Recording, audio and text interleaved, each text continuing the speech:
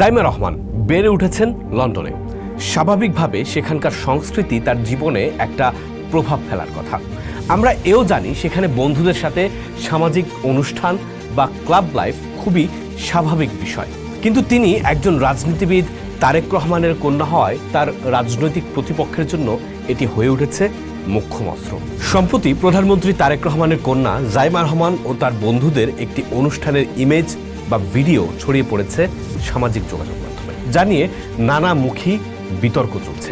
বিষয়টি নিয়ে নেট দুনিয়ায় যে ধরনের মন্তব্য ও বিতর্ক চলছে তা যেন দেশের রাজনৈতিক ও সামাজিক মানসিকতার একটা অন্ধকার দিক উন্মোচিত করেছে।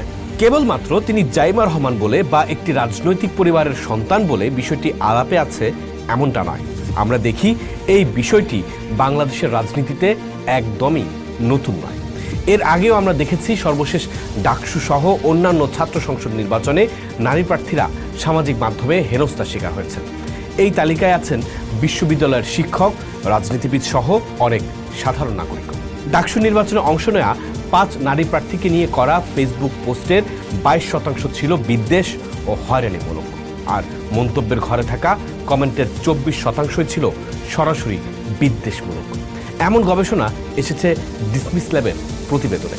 এই ঘটনায় উল্লেখযোগ্যভাবে দেখা যায় ভিডিও বা ছবির মন্তব্যগুলোতে যেভাবে ব্যক্তির চরিত্র, সামাজিক সংস্কৃতি কিংবা জাতীয় লজ্জার বয়ান তৈরি করা হয়েছে, সেগুলো গতানুগতিক ট্রলিংয়ের চেয়েও অনেক বড় সংকটকে সামনে আনে। বিষয়টিকে বিশ্লেষণ করা যায় লিঙ্গভিত্তিক রাজনৈতিক সহিংসতা হিসেবে। বিষয়টি মূলত নারী হেনস্থার মাধ্যমে ক্ষমতা কাঠামোতে আধিপত্য বিস্তারের চেষ্টা। জাইমা রহমান বেড়ে উঠেছেন লন্ডনে। স্বাভাবিকভাবে সেখানকার সংস্কৃতি তার জীবনে একটা প্রভাব ফেলার কথা। আমরা এও জানি সেখানে বন্ধুদের সাথে সামাজিক অনুষ্ঠান বা ক্লাব লাইফ খুবই স্বাভাবিক বিষয়। কিন্তু তিনি একজন রাজনীতিবিদ, তারেক রহমানের কন্যা হওয়ায় তার রাজনৈতিক প্রতিপক্ষের জন্য এটি হয়ে উঠেছে মোক্ষম অস্ত্র। কিন্তু এই প্রশ্নটাও কি তোলা দরকার না যে কার সম্মতিতে একজন ব্যক্তির প্রাইভেট স্পেসের মুহূর্তগুলো গোপনে ধারণ করে তা জনসমক্ষে ছড়িয়ে দেওয়া হলো?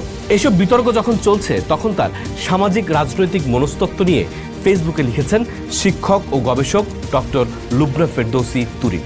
তিনি এই প্রশ্নটিকে কেবলমাত্র কৌতূহল হিসেবে দেখছেন না, তিনি বলছেন এটি পরিকল্পিত সার্ভিলেন্স বা নজরদারি।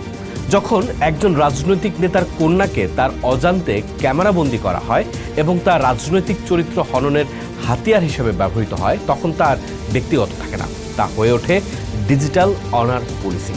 অর্থাৎ যে ধরনের পুলিশিং আমরা সমাজে দেখি, ঠিক সেই ধরনের পুলিশিং শুরু হয়েছে অনলাইন দুনিয়ায়। ডক্টর তুরিন বলছেন সমাজ ভালো নারী মন্দ নারীর যে আদল দাঁড় করায় সেই বাইনারি এখানেও ব্যবহার করা হচ্ছে। যখন একজন নারী শাড়ি পরে বা মাথায় ওড়না দিয়ে জনসমক্ষে আসেন তখন তিনি আদর্শ কন্যা বা সংস্কৃতি পান।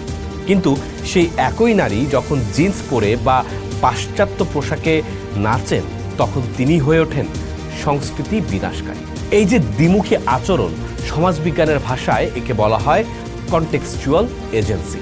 কিন্তু একজন পুরুষ রাজনীতিবিদ যখন মসজিদে একরকম, অফিসে অন্যরকম এবং ব্যক্তিগত আড্ডায় ভিন্নভাবে নিজেকে উপস্থাপন করেন, তখন তাকে আমরা বলছি স্মার্ট বা ব্যালেন্সড। কিন্তু নারীর ক্ষেত্রে এই সাধারণ বিষয়টি পুরুষতান্ত্রিক সমাজ ব্যবস্থাপনা সহ্য করতে পারে না। কিন্তু কেন সামাজিক যোগাযোগ মাধ্যমের কমেন্ট অংশে এই রকম বিদ্বেষমূলক মন্তব্য দেখা যায়? এর আছে একটা মনস্তাত্ত্বিক ও কাঠামোগত ধারণা। দার্শনিক আলা বাদিউয়ের সাবজেক্টিভ ইউজার তত্ত্ব বলছে যখন কারো হাতে কাজ থাকে না, নিজের ওপর কোনো নিয়ন্ত্রণ থাকে না, তখন সে ডিজিটাল দুনিয়ায় নারীর ওপর আধিপত্য দেখিয়ে সেই নিয়ন্ত্রণ ফিরে পেতে চায়। বর্তমান ডিজিটাল মাধ্যমগুলোর অ্যালগোরিদম যেন সেই বিদ্বেষকে আরও উস্কে দিচ্ছে।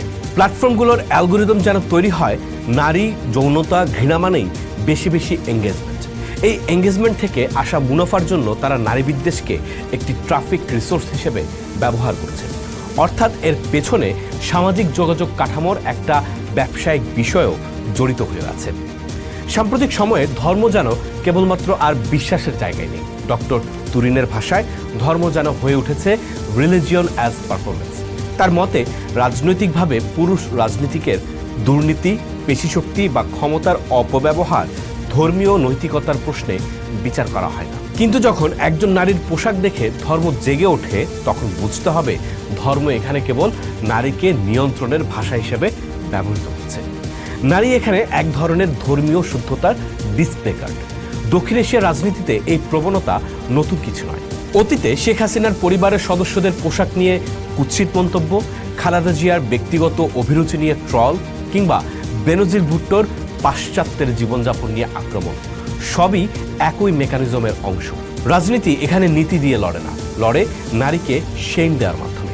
আমরা এমন এক রাজনৈতিক সংস্কৃতিতে বাস করছি যেখানে রাষ্ট্র ও সমাজ যেন একটি নৈতিক আদালতে পরিণত হয়েছে।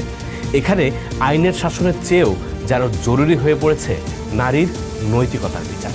জাইমা রহমান নির্বাচিত জনপ্রতিনিধি নন, কোনো রাষ্ট্রীয় পদেও নেই। তবুও তার ব্যক্তিগত জীবনকে যেভাবে পাবলিক প্রপার্টি অর্থাৎ পাবলিক স্পেসে বিতর্কের বিষয় বানানো হয়েছে, তা প্রমাণ করে যে পুরুষতন্ত্র নারীকে স্বতন্ত্র মানুষ হিসেবে স্বীকৃতি দিতে নারাজ।